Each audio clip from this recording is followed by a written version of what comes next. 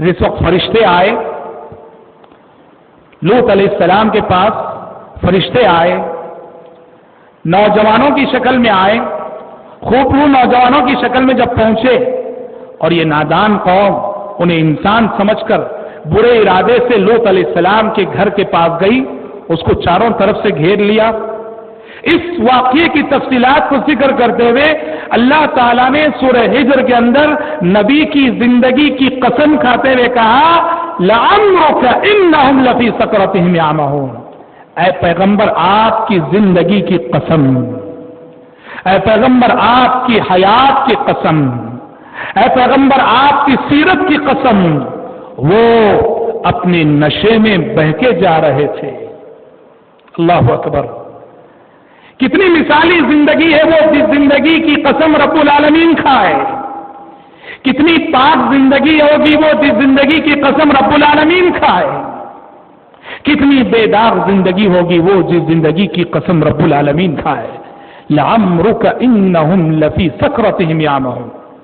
ہم آپ کو بتا دیں نبی کریم اللہ تبارک و تعالی قرآن مجید کے اندر اپنی مخلوقات میں سے جس کی چاہے قسم کھاتا ہو کھا سکتا ہے۔ اس نے سورج کی قسم کھائی، اس نے چاند کی قسم کھائی، اللہ تبارک و تعالیٰ نے دن کی قسم کھائی، اللہ تعالیٰ نے رات کی قسم کھائی۔ اللہ اپنی مخلوقات کی قسم کھا سکتا ہے، ہم اور آپ مخلوقات کی قسم نہیں کھا سکتے۔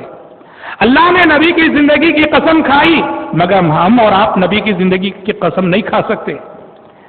تاہم اس سے یہ ضرور معلوم ہوتا ہے اللہ تعالیٰ نے جب نبی کی زندگی کی قسم کھائی ہے، پورے انسانوں میں یہ واحد انسانی زندگی ہے جس انسانی زندگی کی قسم ساتوں آسمانوں کے اوپر سے رب العالمین نے کھائی لَعَمْرُكَ إِنَّهُمْ لَفِي سَكْرَتِهِمْ يَعْمَهُونَ کہہ کر۔ حضرات، سیرت رسول کا مطالعہ، سیرت رسول کو جاننا، سیرت رسول کا پڑھنا یہ ہر امتی کی ضرورت ہے، ہر مسلمان کی ضرورت ہے۔ کیوں؟ دیکھو، زندگی گزارنے کے لیے ایک آئیڈیل چاہیے، ہر انسان کی ایک ضرورت ہے، وہ ایک اچھی مثالی زندگی گزارنے کے لیے ایک نمونہ چاہتا ہے، ایک آئیڈیل چاہتا ہے۔ انسان کو صرف زبان سے بولا جائے ایسا کرو ایسا کرو ایسا کرو، انسان اس کا اثر اتنا قبول نہیں کرتا جتنا کہ اگر پریکٹیکل لائف اس کے سامنے ہو، کسی کی کوئی بھی عمل کسی کی پریکٹیکل زندگی میں اس کو نظر آئے، اسے دیکھ کر انسان جتنا سیکھتا ہے صرف زبان سے کہنے سے انسان اتنا نہیں سیکھتا ہے۔ تو انسان کی یہ بنیادی ضرورت ہے کہ انسان زندگی میں قدوہ چاہتا ہے، نمونہ چاہتا ہے، آئیڈیل چاہتا ہے۔ تو ظاہر بات ہے کہ حضرت محمد صلی اللہ علیہ وسلم کی زندگی سے بہتر ہمارے لیے اور آئیڈیل کیا ہو سکتا ہے؟ آپ کی زندگی سے بہتر نمونہ اور کیا ہو سکتا ہے؟ اور ہم آپ کو بتا دیں، خود اللہ کے نبی صلی اللہ علیہ وسلم کو یہ ضرورت پیش آئی کہ آپ کے سامنے ایک آئیڈیل ذکر کیا جائے۔ اللہ کے نبی جب دعوت و تبلیغ کا کام آپ نے شروع کیا صلی اللہ علیہ وسلم، تو آپ نے یہ ضرورت محسوس کی کہ آپ کے سامنے کچھ پاکیزہ زندگیوں کے نمونے پیش ہوں، آپ کے سامنے کچھ مثالی زندگیوں کو آئیڈیل کے طور پر پیش کیا جائے۔ یہی وجہ ہے کہ ہم دیکھتے ہیں اللہ تبارک و تعالیٰ نے مختلف پیغمبروں کے واقعات جو قرآن مجید میں ذکر کیے ہیں۔ قرآن مجید میں کیوں کتنے مقامات پہ حضرت ہود علیہ السلام کا واقعہ، حضرت صالح علیہ السلام کا واقعہ، حضرت موسیٰ علیہ السلام کا واقعہ، حضرت عیسیٰ علیہ السلام کا واقعہ، حضرت نوح علیہ السلام کا واقعہ، حضرت ابراہیم علیہ السلام کا واقعہ، مختلف پیغمبروں کے واقعات بار بار تکرار کے ساتھ جو قرآن میں پڑھنے کو ملتے۔ کیوں؟ اس لیے کہ دعوتی زندگی میں خود نبی کریم صلی اللہ علیہ وسلم کو آئیڈیل کی ضرورت تھی، تو اللہ تعالیٰ نے آپ سے پہلے گزرے پیغمبروں کو آپ کے سامنے ایک آئیڈیل کے طور پر پیش کیا، اور ان پیغمبروں کا ذکر کرنے کے بعد اللہ تعالیٰ نے کہا اولئک الذین ھداھم اللہ فبھداہ مقتدہ، اے پیغمبر یہی وہ اللہ کے رسول ہیں، یہی وہ پیغمبر ہیں جنہیں اللہ نے ہدایت دی تھی، آپ انہی کی روش پہ چلیے، انہی کے نقش قدم پہ چلیے۔ تو دعوت و تبلیغ کے میدان میں زندگی گزارنے کے لیے ایک آئیڈیل کی ضرورت خود پیارے نبی کو بھی تھی۔ اس لیے قرآن نے کہا، میں نے جس آیت سے آج اپنی گفتگو کا آغاز کیا، वकुल्लन नकुस्सु अलैका मिन अंबाइर रुसुलि मा नुसब्बितु बिही फुआदक। ऐ पैगंबर, हम आपके सामने गुज़िश्ता पैगंबरों के ऐसे वाक़यात बयान करते हैं जिनसे आपके दिल को मजबूत करते हैं, जिसके जरिए से आपको साबित कदमी अदा करते हैं, जिसके जरिए से आपके दिल को हम ढारुस देते हैं। पता चला कि पिछले पैगंबरों के वाक़यात को सुनकर पढ़कर नबी करीम सल्लल्लाहु अलैहि वसल्लम को सुकून मिलता था, रहनुमाई मिलती थी, रोशनी हासिल होती थी। जब मक्की जिंदगी में नबी करीम सल्लल्लाहु अलैहि वसल्लम ये सोचकर बहुत परेशान होते कि आपकी दुश्मनी करने वाले खुद आपके अपने रिश्तेदार, आपकी मुखालफत करने वाले खुद आपके अपने रिश्तेदार, आपको गाली बकने वाले खुद आपके अपने रिश्तेदार, आपकी जान के पीछे पड़ने वाले खुद आपके अपने रिश्तेदार, कोई दूसरा नहीं, सगा चचा अबू लहब, सगा चचा अबू लहब। प्यारे नबी सल्लल्लाहु अलैहि वसल्लम ये सोचकर बहुत गमज़दा होते, दूसरे सता रहे हैं, दूसरे दुश्मनी कर रहे हैं, तो कोई बात नहीं, ये मेरे अपने, ये मेरा अपना खून, ये मेरे अपने रिश्तेदार, ये मेरे अपने चचा, मुझे सताने वाले, मुझे तकलीफें देने वाले। प्यारे नबी जब ये सोचकर परेशान हो रहे थे और बहुत टेंशन ले रहे थे तो आसमान से सूरह यूसुफ नाजिल हो गई, आसमान से सूरह यूसुफ नाजिल हो गई। यूसुफ अलैहिस्सलाम का आइडियल आपके सामने पेश किया गया, यूसुफ अलैहिस्सलाम का नमूना आपके सामने पेश किया गया कि ऐ नबी मोहम्मद, ऐ नबी अरबी हजरत मोहम्मद सल्लल्लाहु अलैहि वसल्लम, गमगीन ना हो, आपके अपने आप को सता रहे हैं, आपके अपने रिश्तेदार आपके खिलाफ साजिशें कर रहे हैं, गमगीन ना हो, क्योंकि ये सिर्फ आपके साथ नहीं, आपसे पहले गुजरे पैगंबरों के साथ भी यही हुआ।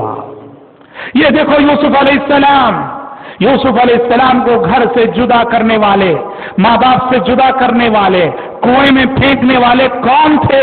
कोई और नहीं, उनके अपने सगे भाई थे, उनके अपने सगे भाई थे। सूरह यूसुफ ये मैसेज लेकर नाजिल हुई और प्यारे नबी को ये वाक़यात पढ़कर तसल्ली मिलती, सुकून हासिल होता था। इसी तरह आप देखेंगे कि जैसे जैसे मक्की जिंदगी में हिजरत का जमाना करीब आता गया, प्यारे नबी के सामने हजरत मूसा अलैहिस्सलाम का आइडियल पेश किया गया, हजरत मूसा अलैहिस्सलाम का नमूना पेश किया गया। मूसा अलैहिस्सलाम जिन्होंने मिस्र से मदियन हिजरत की, मिस्र से मदियन हिजरत की, जबकि फिरौन आपकी जान लेने के लिए ढूंढ रहा था, फिरौन आपको कत्ल करने के लिए ढूंढ रहा था। इस वाक़ये की तफसीलात अल्लाह ने सूरह क़सस में जिक्र की हैं, सूरह क़सस के अंदर बड़ी तफसीलात मौजूद हैं। तो प्यारे नबी की हिजरत का वाक़या जब करीब आया, मूसा अलैहिस्सलाम का वाक़या तफसील से पेश किया गया, गोया आप सल्लल्लाहु अलैहि वसल्लम को एक इशारा दे दिया गया कि मूसा अलैहिस्सलाम ने जिस माहौल में हिजरत की कि फिरौन आपकी जान का प्यासा था, फिरौन की पुलिस आपको ढूंढ रही थी, वैसे ही ऐ पैगंबर आपकी हिजरत भी ऐसे ही माहौल में होगी कि आपका दुश्मन आपके खून का प्यासा रहेगा, आपका दुश्मन आपको ढूंढ रहा होगा। लेकिन मूसा अलैहिस्सलाम को जिस तरह अल्लाह ने सही सलामत मिस्र से निकालकर मदियन पहुंचाया, अल्लाह ताला आपको भी सही सलामत मक्के से निकालकर मदीना पहुंचाएगा। कहना यह है मेरे भाइयों कि खुद अल्लाह के नबी सल्लल्लाहु अलैहि वसल्लम को यह जरूरत महसूस हुई कि आपके सामने आपसे पहले गुजरे हुए पैगंबरों को एक आइडियल के तौर पर पेश किया जाए और उससे आपको तसल्ली मिलती थी। तो इस तरह हजरत मोहम्मद सल्लल्लाहु अलैहि वसल्लम की सीरत का मुताला मेरे लिए और आपके लिए बुनियादी जरूरत है।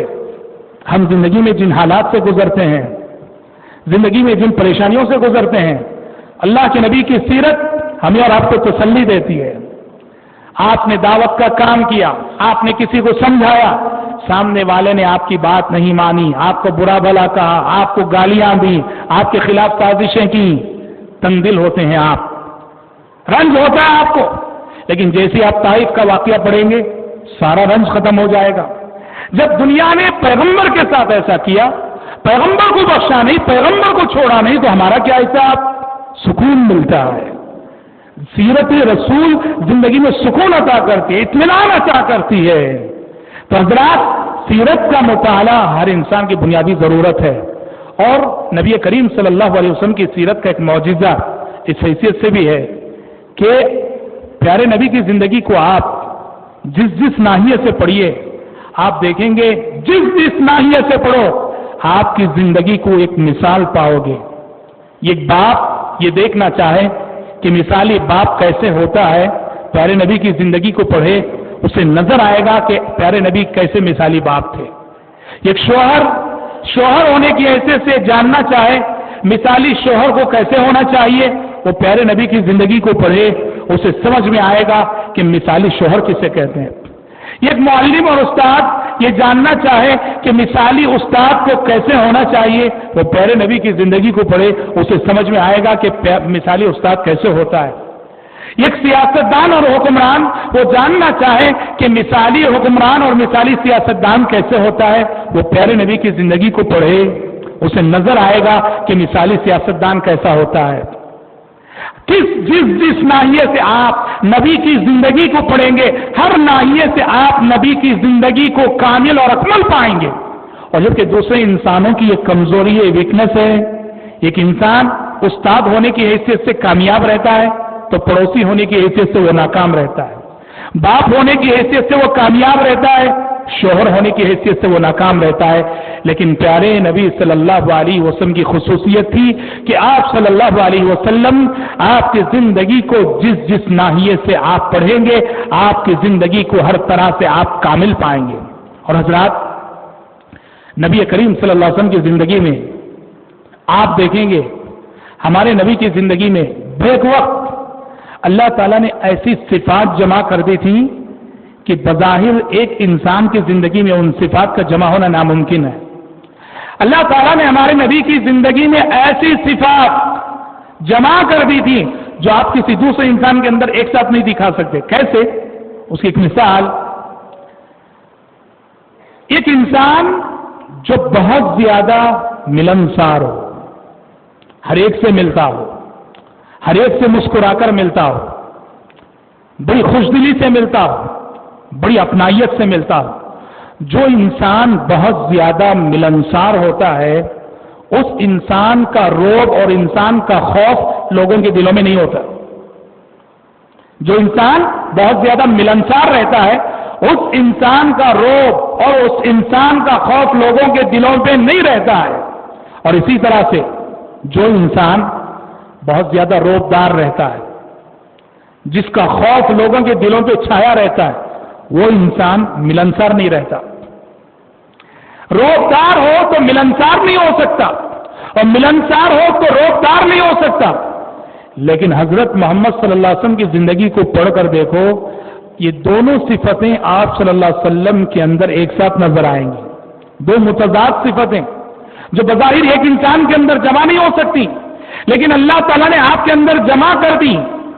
آپ روبدار بھی تھے اور آپ ملنسار بھی تھے، جبکہ دوسرے انسانوں کا معاملہ ایسا ہے، جو ملنسار ہو وہ روبدار نہیں ہو سکتا، اور جو روبدار ہو وہ ملنسار نہیں ہو سکتا۔ پیارے نبی روبدار بھی تھے اور ملنسار بھی تھے۔ ملنسار کیسے؟ آپ صلی اللہ علیہ وسلم لوگوں کے ساتھ اس طرح گھل مل کر رہا کرتے تھے، اتنا مل جل کر رہتے تھے، رہن سہن میں، بیٹھنے میں کوئی امتیاز آپ کا نہیں تھا۔ صحابہ کے ساتھ اتنا فری ہو کے آپ ملتے تھے، بیٹھتے تھے کہ اگر کوئی نیا شخص آتا تھا مجلس میں، اس کے لیے پہچاننا مشکل ہو جاتا کہ اس میں اللہ کے نبی کون ہے۔ کتنے بار ایسا ہوا کہ باہر سے کوئی نیا شخص آیا، اس نے ابو بکر کو اللہ کے نبی سمجھ گیا، ابو بکر کو اللہ کے نبی سمجھ کے ملاقات کرنے لگا۔ آپ اتنا مل جل کر رہتے صحابہ میں کہ آنے والے کے لیے پہچاننا مشکل ہو جاتا کہ اس میں نبی کون ہے، پیغمبر کون ہے۔ اور جو اتنا مل جل کر رہے انسان، اس کا روب اور دبدبہ باقی نہیں رہتا۔ لیکن پیارے نبی کا حوالہ دیکھیے، پیارے نبی اتنے ملنسار رہ کر آپ کا روب اور دبدبہ بھی صحابہ کے دلوں پر کیسے تھا۔ آپ جانتے ہیں، مشہور واقعہ ہے، پیارے نبی صلی اللہ علیہ وسلم نے ایک مرتبہ نماز پڑھائی۔ ایک مرتبہ آپ صلی اللہ علیہ وسلم نے نماز پڑھائی، 4 رکعت والی نماز تھی، ظہر یا عصر کی نماز تھی۔ 2 رکعت پڑھ کے آپ نے سلام پھیر دیا، 2 رکعت پڑھ کر آپ نے سلام پھیر دیا۔ اور سلام پھیر کر مسجد سے اٹھے آپ اور صحن میں جا کر مسجد نبوی کے صحن میں کھڑے ہو گئے آپ صلی اللہ علیہ وسلم. اب سارے صحابہ پریشان ہیں، کیا بات ہے، کیا ماجرا ہے؟ 4 رکعت والی نماز پیارے نبی نے صرف 2 رکعت نماز پڑھائی، سلام پھیر دیے. ساری جماعت پریشان ہے، لیکن کسی کو ہمت نہیں ہو رہی ہے کہ جا کے اللہ کے نبی سے پوچھے کہ ماجرا کیا ہے، ریزن کیا ہے. راوی حدیث کہتے ہیں وَفِي الْقَوْمِ ابو بکر وعمر فَهَابَ أَن يُكَلِّمَا. وہاں ابو بکر بھی موجود تھے، وہاں عمر بھی موجود تھے، لیکن ابو بکر کو بھی ہمت نہ ہوئی، عمر کو بھی ہمت نہ ہوئی کہ جا کے اللہ کے نبی سے بات کر سکیں. سارے صحابہ کے دلوں پر نبی کا روب چھایا ہوا تھا. اب صحابہ نے کہا کہ کوئی تو بات کرنا ہی ہے آخر. صحابہ نے کہا کہ یہ وقت